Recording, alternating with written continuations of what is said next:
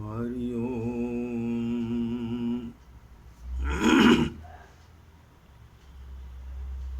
सच्चिदानंद रूपाय विश्वोत्पत्त्याय Hathaway तापत्रये विनाशाय श्री कृष्णाय वयं नमः।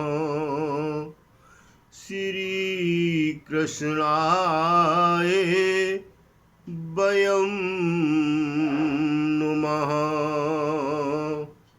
श्री कृष्णाय वयं नमः।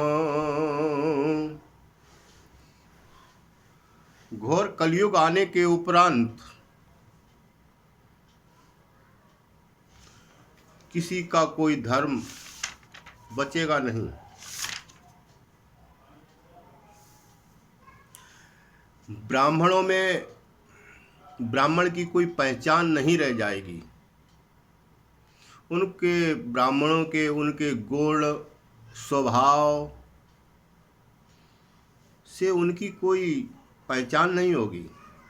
केवल जनेऊ से जान सकते हैं कि यह ब्राह्मण है, और आगे चल कर के वो चिन्ह भी समाप्त हो जाएगा।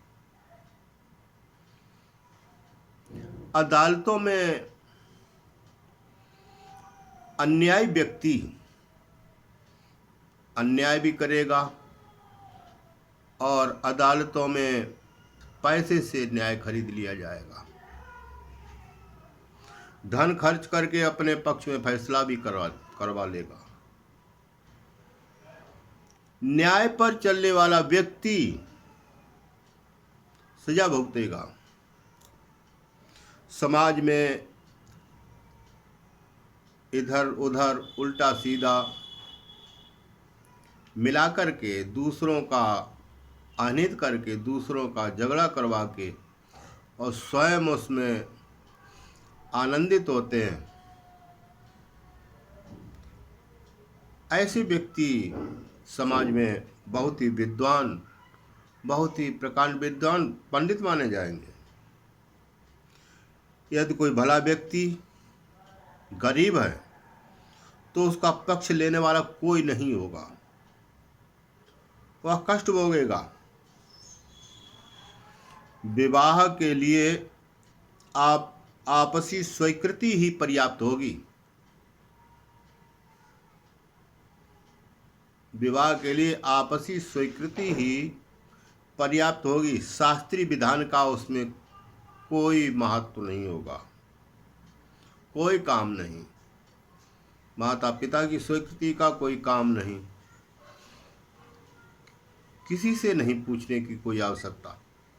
आपसी स्वीकृति हो गई, विवाह के लिए उतना ही पर्याप्त होगा।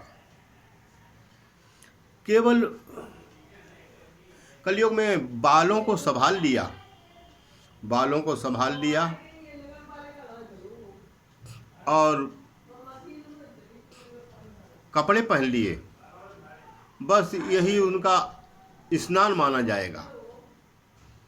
यदि बालों को संभाल लिया और कपड़े पहन लिए, बस यही उनके लिए स्नान माना जाएगा। लड़के ससुराल पक्ष वालों का सम्मान करेंगे,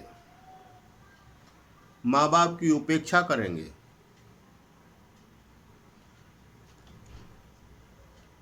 कलयुग में बड़े बड़े बाल रखा लेना, नाखून बड़े बड़े कर लेना, ये उनका पुरुषार्थ माना जाएगा। ये माना जाएगा कि ये तो बहुत पुरुषार्थ थी। त्रेता में तो एक सूर्पनखा थी, कलयुग में बहुत सूर्पनखाएं देखने को मिलेगी। जैसे उनके सूप जैसे नाखून, सूप जैसे नाखून हो, वही तो सूर्पनखा कही जाती है। कलयुग में सूर्पनखा बहुत देखने को मिलेगी।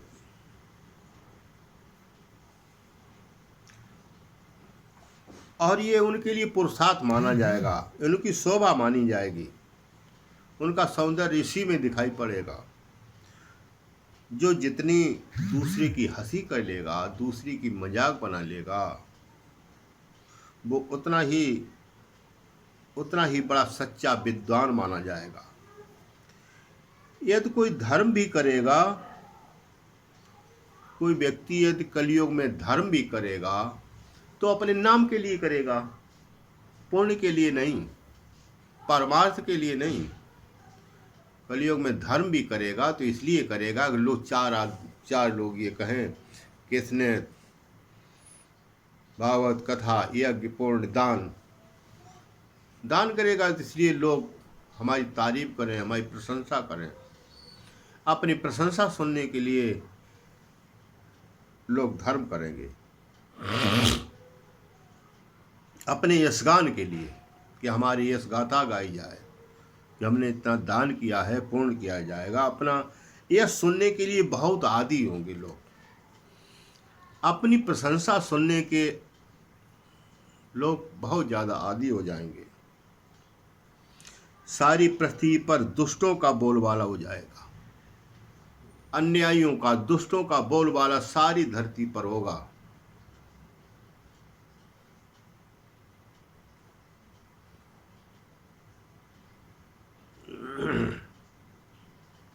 राजा नीति के अनुसार कार्य नहीं करेंगे। नीति क्या कहती है, इस पर विचार नहीं करेंगे, और बिना नीति को विचारे ही राजा लोग अपना मनमाने तरीके से कार्य करेंगे, प्रजा पर अत्याचार करेंगे।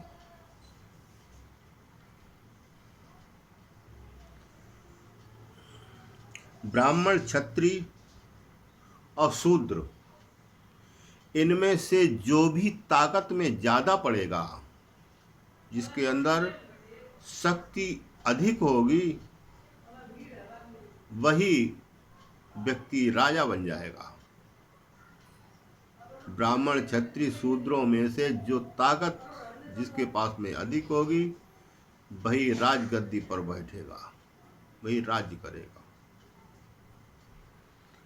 राजा लोग इतने नीच हो जाएंगे, उनके कर्तव्य जो हैं इतने नीच प्रकार के हो जाएंगे, इतने निर्दयी होंगे, इतने क्रूर होंगे। इनकी क्रूरता से जो कि प्रजा से उनकी पत्नियों को छीन लेंगे,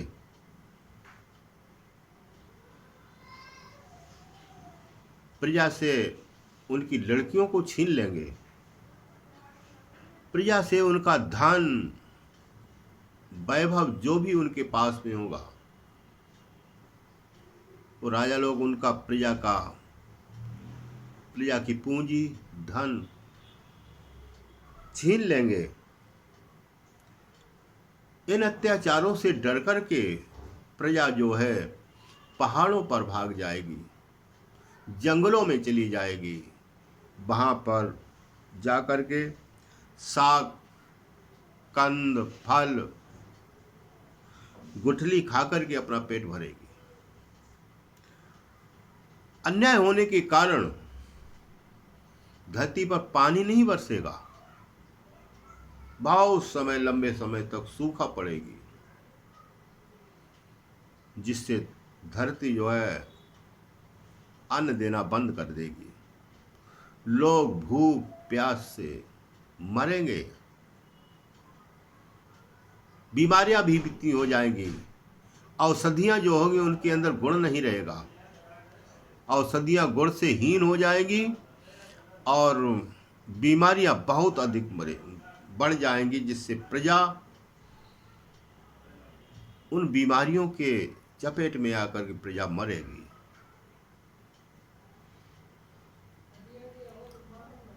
धरती पर सूखा पड़ने के कारण धरती अन्न नहीं देगी, हरी भरी नहीं रहेगी, सूखा पड़ जाएगा। जब अन्न नहीं होगा तो अकाल पड़ेगा, कभी कभी बहुत ज़्यादा बर्फ पड़ेगी, पाला पड़ेगा, इससे प्रजा को बहुत ज़्यादा हानि उठानी पड़ेगी, बहुत ज़्यादा नुकसान उठाना पड़ेगा, प्रजा त्रस्त होगी, बाढ़ें आएंगी, जिससे प्रजा जो है बहुत ज़्यादा भयभीत हो जाएगी, प्रजा को बहुत ज़्यादा कष्ट उठाना पड़ेगा, धरती पर उत्पात मचेगा, धरती पर नाना प्रकार के उत्पाद, नाना प्रकार के कलह, नाना प्रकार के संकट, बहुत सारे संकट जो हैं प्रजा को उठाने पड़ेंगे।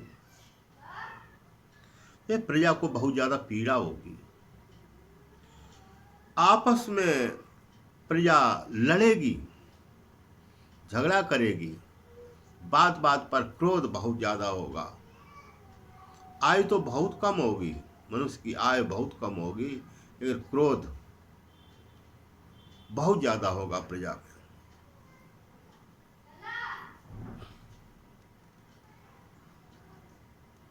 भूख प्यास से, चिंताओं से मनुष्य दुखी होंगे, बहुत प्रकार की बीमारियों से दुखी होकर के, और मनुष्य का पूरा जीवन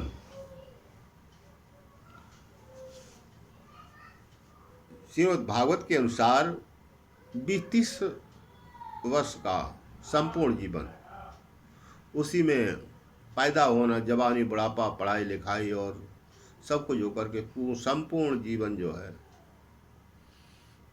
20 से 30 साल।